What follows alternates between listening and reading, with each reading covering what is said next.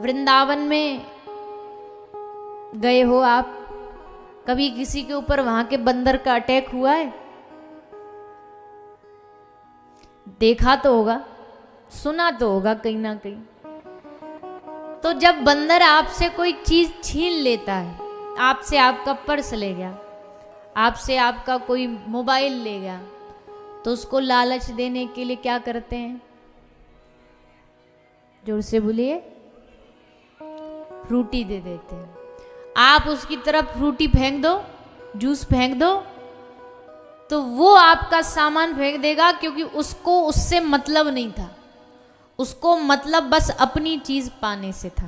अब वो उसमें लग जाएगा, बिजी हो गया, अब उसको खोलना, पाइप निकालना और वो सब उसमें व्यस्त हो जाएगा। ये जो संसार है ना, ये संसार और वो वृंदावन का बंदर जो है ना, वो एक तरीके का ही है। कैसे? ये दुनिया वालों को जैसे जैसे बंदर को मोबाइल से कोई मतलब नहीं, उसको थोड़ी ना किसी रिश्तेदार को फोन करना जो आपका मोबाइल लेता है, पर उसको पता है जो चाहिए वो यहीं से मिलेगा। तो दुनिया को भी आपके मन से कोई मतलब नहीं है। ये दुनिया वालों को, संसार वालों को, रिश्ते वालों को तुम्हारे मन से कोई मतलब नहीं है, उनको बस तुम्हारा तन चाहिए। तन मतलब तन से इन्वॉल्वमेंट चाहिए। तन से पैसा कमा के लाओ, खुश इतने में, कमाई करो, खुश इतने में, पैसा ला ला के उनको देते रहो, खुश इतने में। तन से तुम रिश्ते निभाओ, इतने में खुश। मन हो, मन से उनका कोई लेना देना नहीं। तो क्या करना है? कहते हैं कि जैसे उस बंदर को व्यस्त करने के लिए आप फ्रूटी दे देते हो, केला दे देते हो, वैसे ही इस संसार को खुश करने के लिए तन दे दो कि लो भैया तुमको इससे काम है, लो तुम ये ले लो। बस जो मन है उसको हमारे पास छोड़ दो। हम मन ठाकुर जी को देंगे, मन तुमको नहीं देंगे। है उल्टा, अभी के समय में है उल्टा। हम मन तो दे दिए संसार को और तन दे दिया थोड़ा बहुत भगवान को। मंदिर में खड़े आरती कर रहे हैं, पर मन अभी भी चिंटू का टिफिन बनाना उसमें लगा हुआ है। उसके लिए सुबह सुबह बनाना है भोजन, उसमें लगा हुआ है।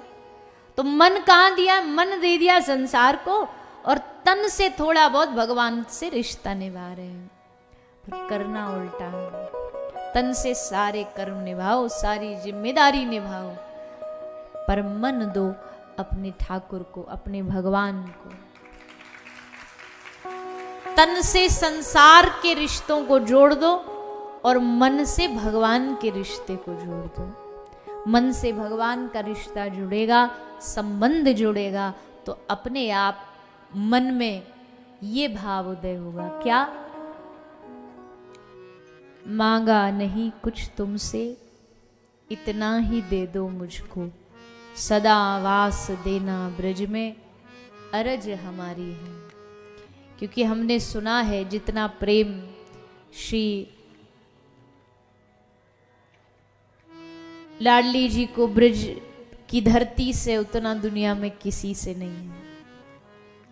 यहां तक भी कह रहे इतना, जितना प्रेम ब्रज की भूमि से है, उतना शायद श्याम सुंदर से भी नहीं। आप इतनी बड़ी बात कैसे कह सकते हो कि श्याम सुंदर से भी ज्यादा ब्रज की धरती से प्रेम है? ले उसका उदाहरण बस एक ही है कि जब सब ब्रज की गोपियों ने श्री राधा रानी को कहा कि श्यामाजू हम सब ब्रजवासी मिलकर के कुरुक्षेत्र जा रहे हैं, तो पहले तो श्री राधा रानी ने बड़ा टेढ़ा टेढ़ा देखा गोपियों को कि ये तुम क्या बातें कर रही हो, मैं भला इस बरसाने को छोड़ के क्यों जाऊंगी। तो सखियों ने हंस के कहा कि जब बताएंगे ना आपको किस लिए हम ये बात बोल रही हैं तो भागी चली जाओगी। ऐसी कौन सी बात जो जिसके लिए मैं अपना बरसाना छोड़ के चली जाऊं। तो सखियों ने कहा कि कुरुक्षेत्र इसलिए हम कह रहे जाने के लिए, क्यों? क्योंकि वहां वो आ रहे हैं,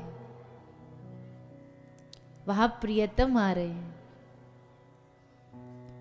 सूर्य ग्रहण की उस बेला पर स्नान करने से पवित्र शरीर होता है, देह होती है। द्वारिकाधीश पूरे अपने खानदान के साथ आ रहे हैं, तो हम ब्रजवासी भी वहां चलना चाहते हैं। तो सब ब्रजवासियों को लेकर के पहले श्री राधा रानी ने खूब मना किया, पर गोपियों ने कहा नहीं नहीं, इतने वर्ष हो गए, अपने श्याम सुंदर को देखा नहीं है आपने कभी, कभी मन नहीं करता उनको देखने का। मन की तो क्या कहें, क्या बोले कि मन कैसे, मन होता क्या है ये तक भी ब्रज की गोपियां भूल गई थी।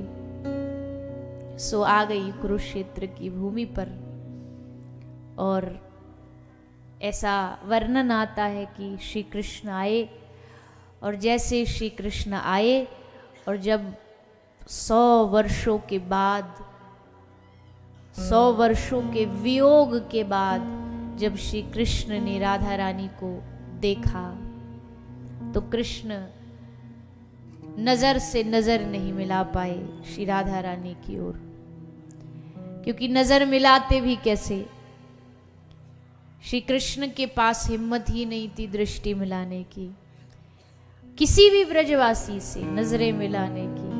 क्यों? क्योंकि कृष्ण को लगता कि उन्होंने ब्रजवासियों के साथ धोखा किया। परसों का कह करके बरसों बीत गए, कभी लौट कर ना आया। तो श्री कृष्ण राधा रानी के चरणों में जाकर के बैठ गए। सखी श्री कृष्ण की जो रानियां हैं, 16,000 रानियां, वो भी आई हैं श्री राधा रानी का दर्शन करने। हम भी तो देखें कौन है वो भाग्यशालिनी जिसके लिए खुद श्री कृष्ण पूरी रात्रि अपनी सैया पर लेटे लेटे रोते रोते बोलते रहते, राधा राधा राधा। कौन है वो राधा? तो सब रानियों ने आकर के देखा श्री राधा रानी को, देखती रह गई। आहा, सबका अभिमान मिट्टी में मिल गया। जहां रुक्मणी सोचती थी मैं बड़ी सौंदर्य वाली हूं, जहां सत्यभामा को लगता था दुनिया में मुझसे कोई सुंदर नहीं, श्री राधा रानी को देखा तो घमंड चूर चूर हो गया। हम तो इनके चरणों की नख की धूल के बराबर नहीं, जिनकी नख की छटा से ही सौंदर्य निकलता हो वो श्री राधा रानी। बिक गई सब रानियां श्री राधा रानी के स्वरूप और स्वभाव पर। बात बस स्वरूप की नहीं, स्वभाव तो जब श्री राधा रानी को ललिता सखी ने परिचय दिया ना कि लाडली जी ये जानती हो कौन है, रुक्मणी जी के लिए कहा, तो श्री राधा रानी ने कहा कौन है? कहा ये अपने प्रियतम की पत्नी है रुक्मणी। जैसे श्री राधा रानी ने सुना कि रुक्मणी पधारी है, कृष्ण की अर्धांगिनी पधारी है, तो भैया संसार की कोई सामान्य कोई प्रेम होता तो ईर्ष्या पैदा हो जाती कि भैया हमने जिससे प्रेम किया ये उनकी पत्नी है। पर जैसे श्री राधा रानी ने देखा तो आंखों से आंसू निकले और रुक्मणी को अपने गले से लगा लिया। धन्य हो तुम रुक्मणी, जो तुमको नित्य प्रियतम की सेवा मिली हुई है। ये सुख तो हम ब्रज की ग्वालिनों को भी नहीं मिल रहा जो सुख तुम प्राप्त कर रही हो। तुम्हारी चरणों की धूल तो हमको अपने माथे पर लगा लेनी चाहिए। रुक्मणी ने जैसे श्री राधा रानी को देखा तो देख के समझ गई द्वारिकाधीश ऐसे ही नहीं दिन रात श्री राधा रानी का नाम स्मरण कर करके रोते हैं, कोई तो बात है। और फिर जब श्री कृष्ण से मिलन हो गया तब सखियों ने कहा, हे श्री राधा रानी आपको अच्छा लगा कृष्ण मिले इतने वर्षों बाद? तब श्री राधा रानी ने जो बात कही, हमको लगता है उसी बात को लेके ये बात हम कोई भी रसिक ब्रजवासी कह सकता है कि भाई श्री जी को ब्रज भूमि श्याम सुंदर से भी ज़्यादा प्रिय है। क्यों? राधा रानी ने कहा, हे ललिता, हे विशाखा, सच कहूँ प्रियतम से मिलने का सुख तो आया, अच्छा लगा, पर सच्ची कहती हूँ जो सुख अपनी ब्रज की धरती पर कृष्ण से मिलने में है ना, वो यहाँ नहीं मिला।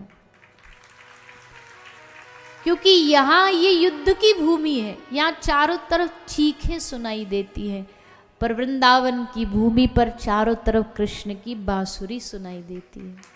अंतर है, भूमि का अंतर है, धरती का अंतर है, वो ब्रज की नगरी है। इसलिए सखियों, अब मुझसे यहाँ रहा नहीं जा रहा, मेरा शरीर जल रहा है, मुझे वापस ले चलो ब्रज नगरी, मुझे वापस ले चलो अपने गहवर वन में, मुझे वापस ले चलो अपने बरसाने में। और एक रात्रि बस रुक करके श्री कृष्ण ने निवेदन भी किया कि आप द्वारिका, पर सखियों ने, श्री जी ने मना कर दिया कि नहीं, हम इस ब्रज की धरती को नहीं छोड़ेंगे। और क्यों छोड़ें? गोपियां कहती हैं, कृष्ण तू तो हमको छोड़ के चला गया था, तेरे जाने के बाद इस ब्रज की मिट्टी ने ही तो हमको संभाल करके रखा, अब अगर इसको धोखा दे के हम चले जाएं तो ये हमारे बस की बात नहीं।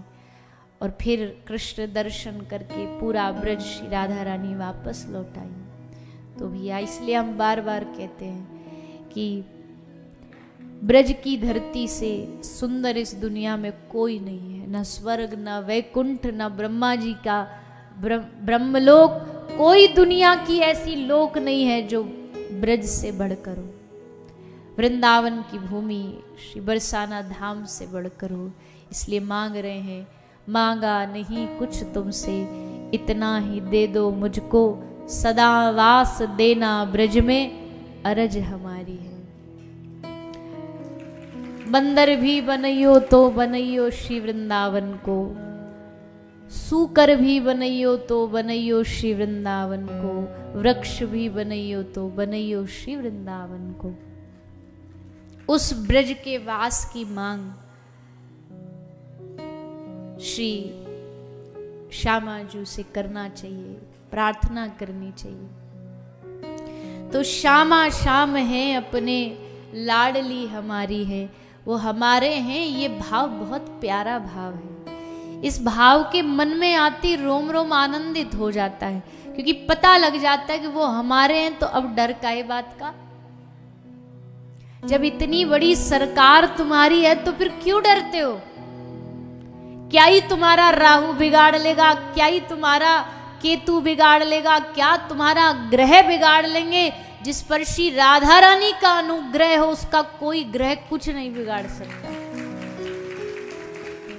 शनि देवता क्या बिगाड़ेंगे राधा रानी के चाहने वालों को? वो तो बरसाने के पास डेरा डाल के बैठे कि एक बार श्री जी की झलक मिल जाए, श्याम सुंदर की सेवा को मौका मिल जाए। उनको भजने वालों को शनि कभी परेशान करेंगे? बोले कदापि नहीं। परेशान छोड़ो भैया, जो प्रेमी जन होते ना उनके पीछे तो ये शनि, ये राहु, ये केतु, ये नवग्रह पीछे पीछे हाथ फैलाए घूमते हैं कि जो तुम्हारे भीतर भक्ति प्रेम है वो हमारी झोली में डाल दो, हमें भी दे दो ये थोड़ा सा रस।